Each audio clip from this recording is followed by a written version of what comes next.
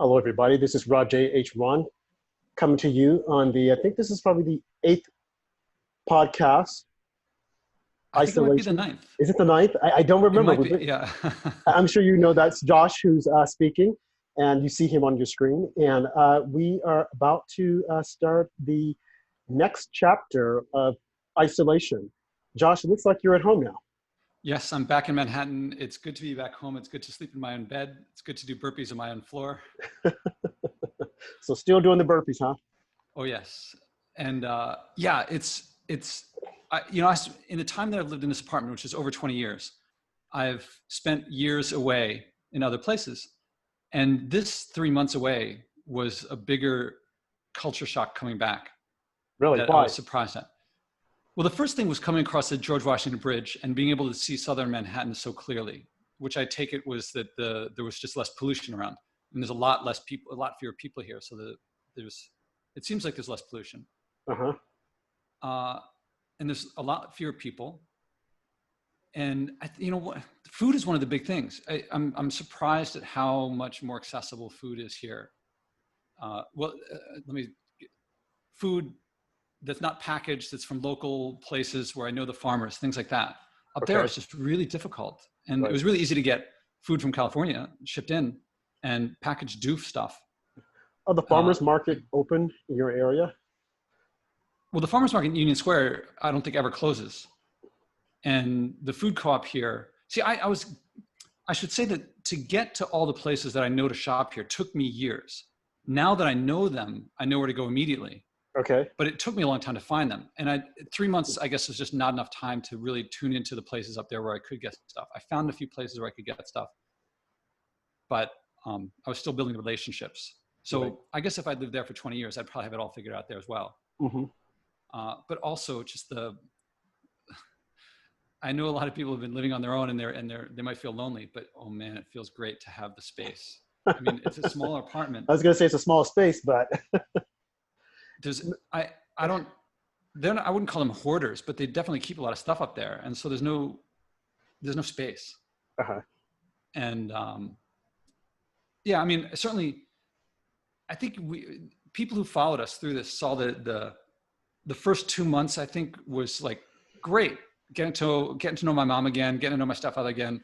And then things flared up and there was the stuff with the flare-ups. But then there was the resolution.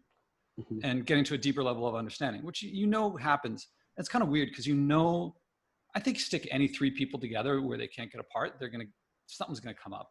Right. And on the ride back, I asked my mom, you have people stay with you all the time. Is this more annoying, less annoying? And she was like, yeah, it was annoying, but not on the scale of some of them. Maybe she's more patient because son, and Right. I'm probably more patient with her because mom. Uh-huh. But towards the end, Bill and I my stepfather and I were starting to talk about, how do I put it? Like I found some ways to put it that I think he was receptive to.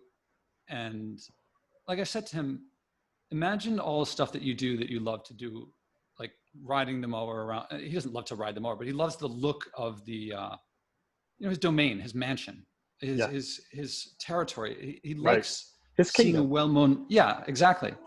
And I said, imagine you get all that. Imagine all of that.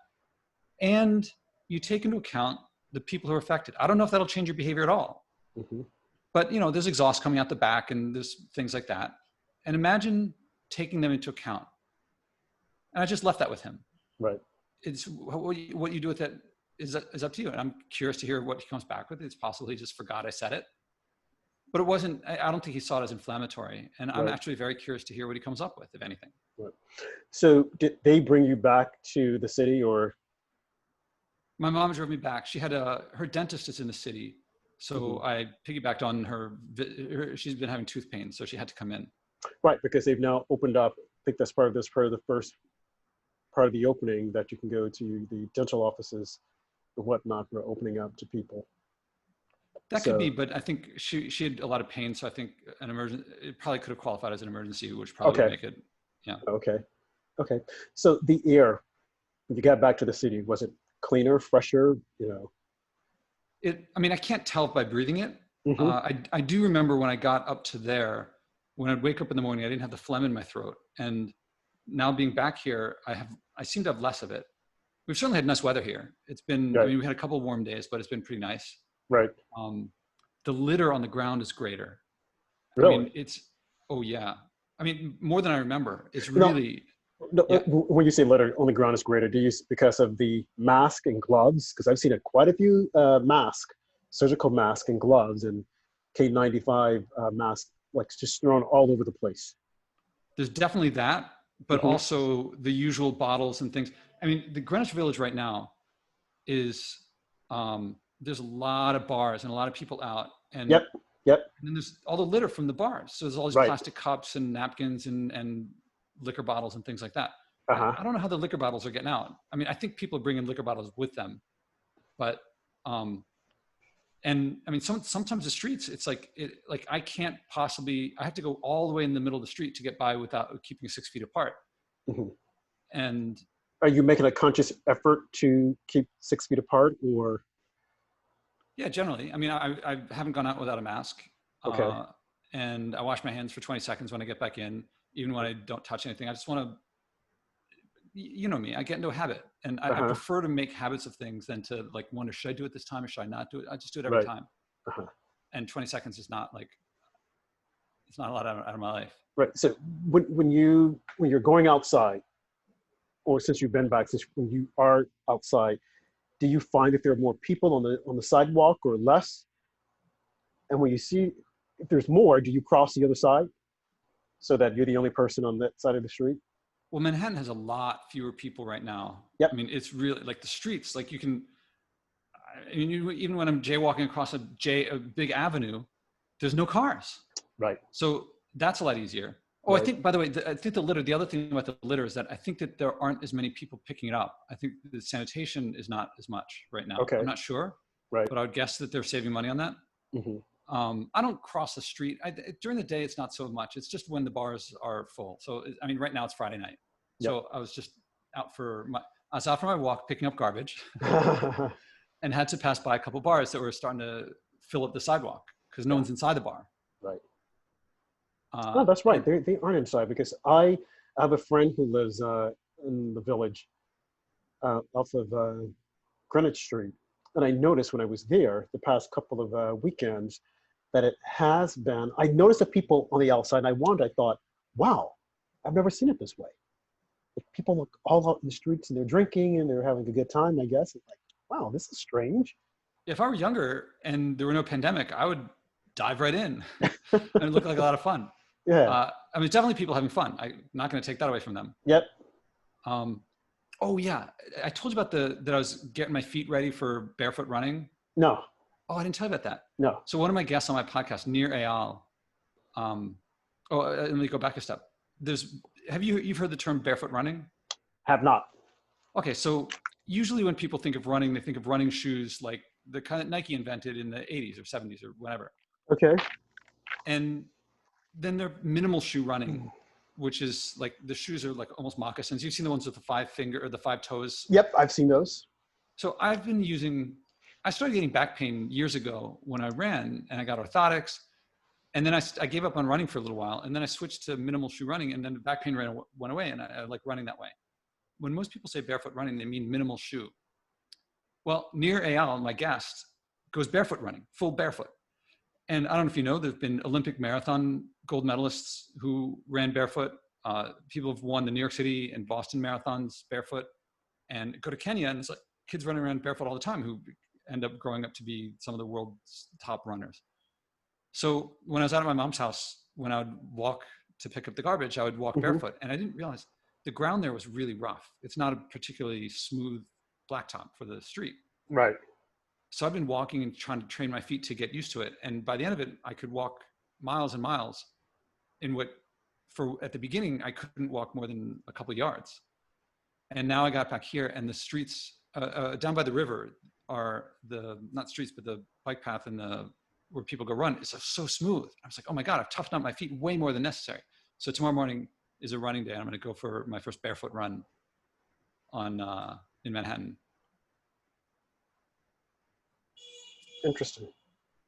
Yeah, I've seen people with those shoes on with the toes, and I was like, what is the purpose of that? I've seen them walking around the gyms. I was wondering, like, okay, what is this about? I thought it was some new fad. It I was guess a fad that's, for a while, and then uh-huh. it went away. But still, a couple of people do it. Um, but I want to. I don't know. I mean, we were born barefoot. People ran barefoot for most of human history. Yeah. And they might have had like leather stuff that they tie on their feet. Well, I'm giving it a shot. Oh, here's something I got to tell you. My Twitter feed is so weird right now Uh-huh. because I, I don't know how the algorithm works, but between you and Andrew and then all my environmental stuff, I'm getting this bifurcated set of like the things that pop up. I'm going to jump into Andrew had a post that was um, I don't I have to go look at it again because I'm not sure what I saw, but it looked like it was a group of whites on the left and blacks on the right, and the whites were kneeling down and either praying or begging forgiveness or both from the blacks who are standing on the right. Mm-hmm. And I was like, what's going on here? And Andrew's post was, I think it said pathetic white liberals. Okay. And from what I saw, he nailed it. Uh-huh. I mean, I can't disagree with what he wrote there. Right. It was really a weird thing to see, Uh-huh. but Well, I'd have to go and look at it again to see what it. yeah, I've seen a lot of that taking place as of lately. And I think one thing that came across my Twitter feed was that whites were giving, I guess they were calling it random acts of kindness. They were giving blacks money to, Just cash, yeah. yeah, cash, and doing random acts of kindness and to make up for what they perceive their ancestors had done to my ancestors or whatnot years and years ago. Uh-huh. So I think it was at some rally. I think it took in Seattle. Some person got up and they were speaking. They were saying, "Hey, to absolve yourselves of all the past indiscretions that your ancestors had done, you should give Black people money or some act of kindness, show an act of kindness." I think it was about 2 weeks ago. So I did a posting and I said, if there are any white liberals out there that want to be absolved of their sins, Uh-huh. please feel free to hit my Venmo account up or my Uh-huh. PayPal. I will take your money, and I don't know what I'm absolving you of or from, but I will do it. It makes Uh-huh. me feel good. Needless to say, I haven't gotten any money, so I'm still waiting on that. I But would a I would have lot. fun and I'd take it. Sorry. Yeah. No, go ahead. Go ahead. I would take it the next step and I'd say, I'm going to get myself in trouble with this. I would be like, I'm even going to follow Malcolm X's advice and I will use it to buy a firearm. A lot has happened since people have been sheltered in, sequestered in, whatever, in isolation, and I don't know if it's part of that the reaction to the recent events in the news has brought them to it, but definitely a lot has changed. Yeah. And a lot of conversations are being had. And one thing I'll say before I want to delve into something different is that the whole thing with Juneteenth, I have to admit, With what? Juneteenth, have you heard Oh, about it? Juneteenth. Yeah. Yeah. I had I had heard about it years ago as a kid. Uh-huh. I only really started paying attention to it about, I'd say, 6 or 7 years ago, probably less. Mm-hmm. But I never knew anyone celebrated it. And when I went home to Arkansas, I remember a cousin of mine had said, "Hey, are you going to come to the celebration?" And I said, "What celebration?" And he told me, and I'm thinking, what the heck is that? So I Googled it and I'm thinking, really? So I'm like, what happened? What takes place? And, I started looking at the history and whatnot. And he said, "Oh, yeah, they're going to have it in the courthouse." He's an attorney. He said, "They're going to have it here. So you got to come up. My office is doing something and this person, et cetera, et cetera." I thought, man, so from that point onward, again, I had never heard any more about it. Just sporadically, I would see different postings of people saying, "Oh, Juneteenth," and et cetera, et cetera. This year, it seems to be at the forefront of everyone's mind. And I'm Mm-hmm. wondering, is that because of what has transpired lately on the outside, with the killing of George Floyd, Rashad Brooks, and then there's another African-American man, a Black guy in Atlanta, and then a young lady, I think in Kentucky, Breonna Smith. So I'm like, because before then, there wasn't a lot of attention given to that particular holiday. I hear that in Texas, it was something really big. Mm-hmm. But for me, never heard of it. And I'm shocked because, again, we had a Black president for 8 years. And I never once heard the White House celebrate that day or commemorate it or to say anything significantly about it. Maybe they did it and, no one paid any attention to it. But now you have CNN, MSNBC, Fox talks about it. All the major news outlets. So I'm like, why now as opposed to then? Is it because of the recent events that have taken place in society that people are now focusing in on it? They're talking about it. Are they doing it sincerely? Or is it for political gain? Because I'm like, Black people have been here for God knows how long. And that date has been circulating for the past 150 years when the slaves were freed. But only now it's getting recognition. Yeah, I think it's partly because of recent stuff. I don't think it's political. I think it's more monetary. That it's like everyone wants to. I think SantaCon. I've heard of it. So SantaCon, I had a friend who was in on it in the very first year, and the second year he was like, "Oh, this is a really cool thing." Oh, the Santa Claus dress up deal. Yeah. Okay. Yeah. And so that it was nothing, and then it was suddenly huge, and now I think it's played out. I think people still kind of do it, but it's not really. Well, it's played out because a lot of the bars started saying, "Hey, we don't want you here if you're going to be drinking and whatnot and puking up all over the street." I know here I would go out the next day, you would see puke all over the sidewalk. It's like, what the heck is this? Yeah. But for Juneteenth, I think it's more. I don't think it's just necessarily, people are making money, but I also think it's slightly political. Yeah, because, I guess it could be. Yeah, because what money are you going to gain from it? Revenue. Add more eyeballs. I think people feel like, oh, I know. Did you know about Juneteenth? I know about Juneteenth. Didn't you know about it? I knew about it 5 years ago. Juneteenth, Juneteenth. I can't even pronounce it.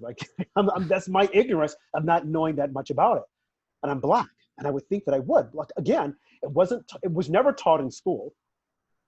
Yeah, I think it's like a kind of underground sort of thing. Yeah, and now boom, it's just like bam up in your face. So well. A lot has definitely transpired, and I'm sure that a lot more is going to take place between now and the end of the year. But yourself, you've been involved in quite a couple of things of exposing yourself. Oh yeah. So I sent you that article. That's all under wraps. So nothing about that one. Okay, you don't want to talk about. Okay. Yeah, because I don't know if I told you this. There's possible TV talk about my third TEDx talk. Okay. And so there's a group of people, and we're putting together stuff that might be a TV series. Okay. So will that happen? I don't know. I don't want to jinx anything. This is like the most public I've said it, but since people depend on that, I'm obliged to keep things under wraps about that. Understood. But I did post did you listen to all of the behind the mic, the 4 episodes? I don't know if you got through all 4 of them. On the podcast, on my podcast, I got interviewed by Dove Barron as a guest on my own podcast. Oh, and that's what I'm talking about. Yeah. So these sex, drugs, and rock and roll. Yes. Parts 1, 2, 3, and 4. Yeah. And so there's a lot of stuff that the things in those episodes have been stuff that have been on my mind for years, and I've been talking to close friends about to try to figure out how do I share this, because at the beginning it sounded like I couldn't say it in a way that was palatable to other people. I was still trying to figure things out. Now that so for people, I recommend going to listen to it. So joshuaspodek.com/podcast and look up the episodes called Sex, Drugs, and Rock and Roll, parts 1, 2, 3, and 4. And there was, it's the stuff about my relationships with women and how look, I got a PhD in physics. That meant I was a loser. I was a nerd. I was picked on in high school and all the way up to then. And I had friends and stuff. I wasn't a total loser. But, well, from listening to the podcast, where did the loser come in? It seems like you were hitting first base every time you went out. Okay. Well, that was after, one of the big things was learning how to meet women and making a dedicated effort. At this point, I'm 35, 36 years old when I read The Game by Neil Strauss and decided I want to learn about this stuff. And I was really scared of sharing it for a long time because I felt like people call guys who do that misogynist. And you know, white men in today's world, if you get labeled certain labels, you can't shake it. And people don't ask you, is this accurate? They say, well, what did he do to deserve that? Mm-hmm. And I was really scared of that. And the first couple episodes talk about the trials and tribulations I faced growing up, some of them. And it was only after the second episode that I really realized that there was the stuff in the third episode that got a lot more serious of what I was really afraid of. That I live in a system where, well, people can listen to the episode, but it was actually, I don't know if you listen all the way through the fourth episode, but I talk about this girl that like threatened me. Yeah. And it happened to be at a time when I was opening up with my mom about this stuff. Mm-hmm. And so I mentioned the story to my mom before the episode goes up. And she goes, that woman wrote me. She emailed her. I'm like, holy cow. How did she find my mom? Why, what got into her? So it's kind of scary to have a girl who emails you, you don't know what I can do. Right. So that was something that was, and okay, meanwhile, I'm trying to influence people on the environment on a national, even global scale. And I'm thinking if I ever get above a certain level of notoriety, she might pop out of the woodwork. Maybe I believe that she probably has just like gone on and she's living her life and has forgotten about me, or at least put me behind her. But it's possible she's just waiting to get me. And I was very scared for a long time, and I still am. Courage is not the absence of fear. It's acting even if you are scared. Mm-hmm. But if you don't mind me going on, I can stop talking. But no, go ahead. I mean, I got through, I think I was on the third episode of the podcast, and I was going to try to finish that. Got, I think, probably halfway through with it. I was going to go to 4. But it was definitely interesting, some of the things you were saying. I don't know if I would have, I'm always fascinated by people who open different parts of their lives up, things that are so, to me, I consider private, and it makes you vulnerable, but yet still, some people share those things. I share myself to a certain point. And I'm like, okay, that's it. That's as much as you need. And then I keep the rest. But some people, you know, they either feel comfortable doing it, or they feel that they need to do it. I remember reading a book and seeing a special by Geraldo Rivera, whereby he said, he exposed himself to a degree as to who he really was. And I think he really exposed himself, because I think he got naked. And Ricky Martin did the same thing when he was coming out, did a book called Exposing Myself. Mm-hmm. So I'm always fascinated with, you know, why do people feel the need to expose certain parts of their life that most of us consider private? You know, does privacy, or does it even exist anymore? Well, this is my choice. This wasn't someone digging in. So it's not a matter of does privacy exist? It was my choice. Right. I mean, ultimately, it's very liberating. I mean, these things, I could go my whole life and not share those things. But if I want to get renown and I have something that's scaring me, I really had to struggle with, am I gonna let this concern rule me, or am I going to do what I think is best? Because I'm mission driven here. I can live a lot easier life if I just got a high paying job. I mean, I got all these degrees. I could work at a lot of places, but that's not what I want to do. And that's not what that's not what I'm called to do, you know? And so you're getting ahead of what could potentially be, if you reach that level that you want to get to, a scandal source. Or something that was the original derail. That was the original thing. But what's happened since it's gone up is that it's opened up a lot of tension. It's released a lot of, there's a lot more things that I couldn't talk about before that I'm starting to talk about now. Like that article, that's not about me, but it's something I wouldn't have written before. Mm-hmm. And there's a lot of stuff from my childhood that I just packed up. Here's a lot of people, I would hear people talk about when they were victims of crime, and they would say, I didn't fight back. And I felt so ashamed of myself that I didn't do anything. And I would think, what are you talking about? Someone had a weapon on you. Of course you can't fight back. There's no reason to feel guilty, ashamed about that. And after these things, I don't know if did I talk about the times that I've been mugged and so there's a couple times when I didn't fight back and I felt really ashamed, but I didn't come to grips with that until this. And why should I feel ashamed about not fighting back when there's like a gang of kids and they're putting a wrench in my face? Yep. Fighting back is not the best option at that time. Right. And this has been a part of my coming to terms with a lot of my childhood growing up. And a lot of it's really relevant right now. I just today spoke with another white guy who was raised for part of his childhood in a Black neighborhood where he was also the victim where he was the racial minority and was mugged and things like that. And I've never talked to someone like that. And I probably wouldn't have contacted him before. And there's a weird feeling that happens when you talk to someone who has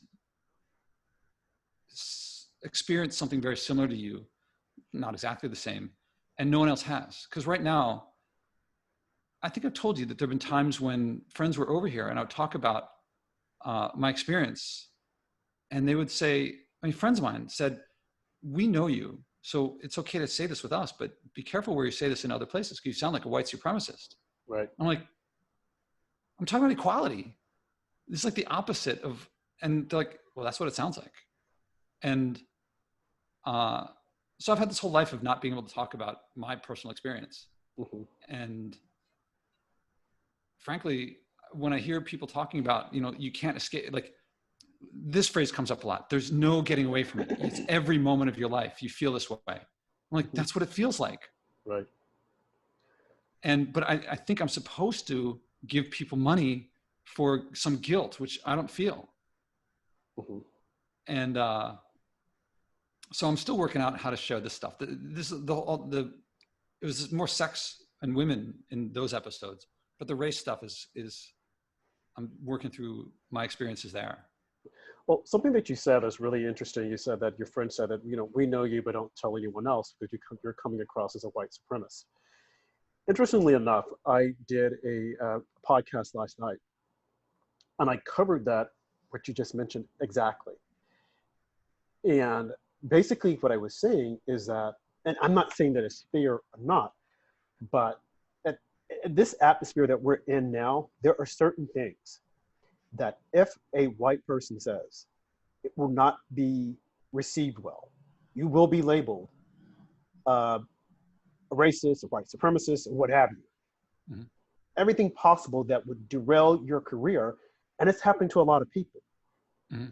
And we say free speech, but it's only free speech up to a certain point. And one of the things I'd mentioned, I think you and I had covered this before, is that on Twitter, I see a lot of my fellow conservative patriots who insist on attacking and criticizing Michelle and Barack Obama. It's nonstop. And they say some of the most toward things. I'm thinking, are you serious? So last night, I had a podcast, and I said, okay, folks, here's a short and skinny of it. We get the fact that you don't like Michelle and Barack Obama. I don't care for their politics. Okay. But there are certain things that you simply cannot say. Well, you'll probably say, hey, if you can say it, why can't I say it? But you can't say it because they're viewed as gods to a lot of Black people. And not just that, but if words are uttered from your mouth or in a tweet, you will be labeled a racist. And not only that, they're going to tie that, certain people will tie that or link that to the president and say, oh, by the way, you have people who are racist that support you. What do you have to say? I'm like, and do you really want to get bogged down in something like that? It's like, you just can't say it. Like the whole thing that we're talking about Juneteenth. Juneteenth. I still don't know which word it is. I don't know. June plus 19th. But 19, I have a difficult time saying it. I've been struggling with it for I think for the past 6 years. But now, and I could say that, and someone would laugh and say, ha, ha, ha, ha. If you were to say that, they would say he's a racist. Yeah. How could he not know that? And it's coming from a genuine place that you just don't know how to pronounce it. but they will look at you and say that you're a racist. Now, Oh yeah, I've yeah, known totally. you, right? I've known you for like how many months? 6 months? I think it's December, so to June. Yeah, six December. months, Okay. Now, 7 months. I pretty good. I say judge of character. I don't Hmm. think you're racist or anything, but some of the things that you might say, that say to me, someone else might look at it and say, "Oh my God, he's a racist. How dare he say that? He can't say that." You know, like you when you just said, Doesn't "Well, he I don't." know? Right. Well, Yeah. I don't feel obligated to give anyone any money. You know, and you're just I don't. Okay, like I said, people they're saying, "Oh, white people give white people money," and if you were to say, "Why? What should I give them money for?" They'll say, "Because of what your ancestors did." I don't even know who my ancestors were. They didn't do anything. Mhm. He's a racist. You know, we've Yeah. gotten to that point in society that we love tagging people with labels, and labels, it was at one point it was just to shut down a conversation, but now it is to shut down the person completely, and I don't think that's fair. I mean, they're now looking at Howard Stern and looking at his background. He used to wear blackface and some of the things that he used to say. Now I will listen to that and say, sounds like a racist, but I don't think he is. Someone else, if they didn't like him, he's a racist. Cancel him. Joe Biden made the comment the other day or 2 weeks ago. If you don't vote for me, you ain't black. Is he a racist? No. But I could use that if I wanted to against him and say, Hmm. he's a racist. How dare he says that? And then I could go back to 1994 with the crimes bill and how he pushed that. So it's like in our society, we become so sensitive to certain words or certain things, and we want to label it, give it a label, and then not to silence the person, but to completely cancel them out. We don't want to hear them. We don't want to see them. And it's most unfortunate. I concur. It's um, I think that people sense that if I somehow we've interpreted outrage as a problem with the person who said something. Like if you say something and I say I'm offended, outrage or offense. If I say I'm offended by you, now my interpretation is if I'm offended, if you say X and I get offended, that's me losing control of my emotions. That's a problem for me. That's my problem. Right. But we have interpreted it as you're you've made the offense, and so it's you actually caused me a problem. But that's a very disempowering view. I mean, it's like the opposite of stoicism and a lot of like philosophy that stood the test of time. Of you can't control what happens out there in the world, but you can control your Right. reaction. And we say, if I lose control, that's you made me, but I don't go for that. Right. And how can we have these difficult conversations if we're constantly counseling each other out? It's a one-sided conversation. If I'm telling you, you have to listen to what I have to say, and you have to feel what I have to say. And if you don't, you're a racist or you don't like me. I mean, it's one-sided, and I don't get it. So when I see people out there that are saying, "Hey, we need to have these conversations," and when we start to have the conversation, is I'm the only person talking, and when I'm done talking, you have to say that you agree with me and that you feel my pain. And if you don't, I'm going to say that you're a racist. And we spoke about that. Not only that, the whole thing with man versus women issues, and how the perception of women versus men. I mean, I don't. It is confusing. Yeah, the Black Lives Matter page actually, um, it talks about black men. Sorry, it talks about black women, black everything except not black men. Yeah, and to me, It, that's very troubling. yeah, especially because it seems like black men.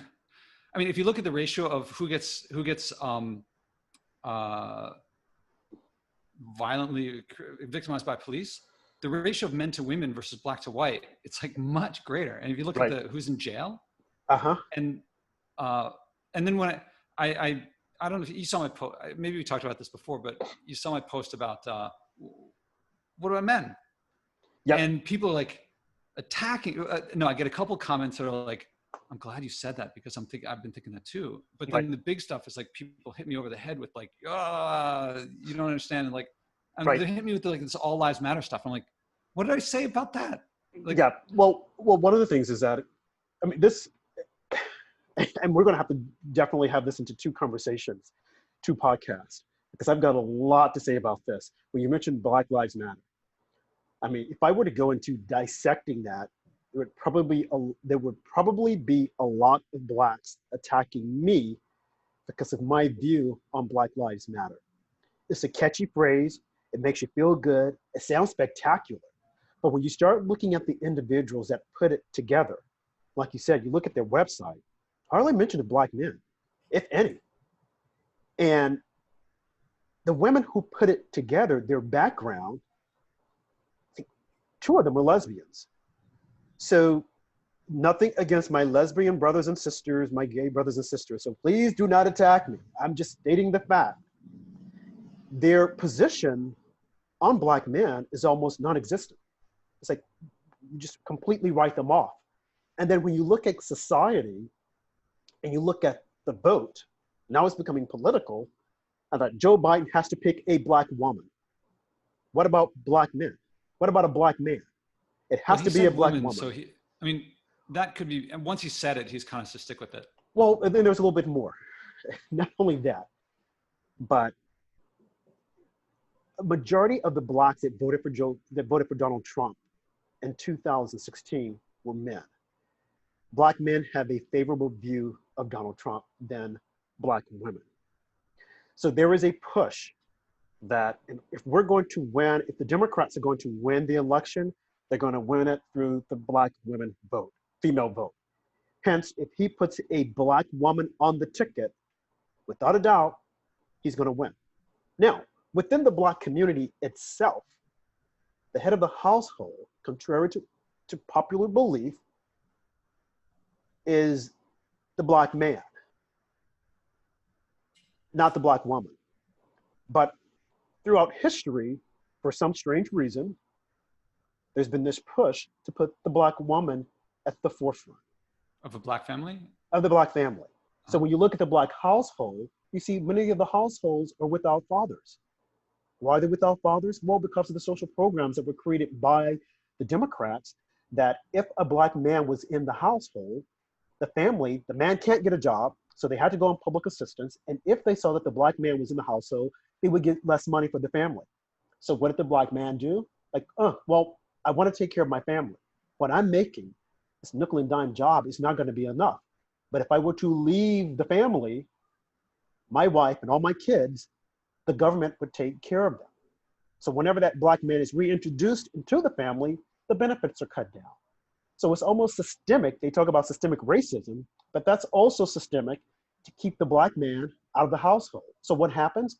You have these two, the Black man and the Black woman, meeting up, not getting married, creating a family, kids are born, but the Black man never stays in the family. He goes from one household to the next, realizing or not realizing that if he stays away, she gets more money. The moment he comes back to the house, the money is cut off. So to me, that is a systemic issue that we should try to solve, as opposed to dealing with, systemic racism and this is that. No, it's the programs that have been created. Now I know that I've like completely gone off topic a little bit there, but all these things, like you said, that you ponder in your mind and you wrote about, there are other people that are saying the same thing and they see what's happening. And I'm not trying to get people to vote one way or the other politically, but I am saying, look at what's happening, or look at what has happened, what's transpired that keeps the Black family from being the unit that it has been. Back in slavery, we couldn't be a unit because they were sold off by the master. Then after all that happened, once they gained the freedom, there was always that steady figure in the household, which was the Black man.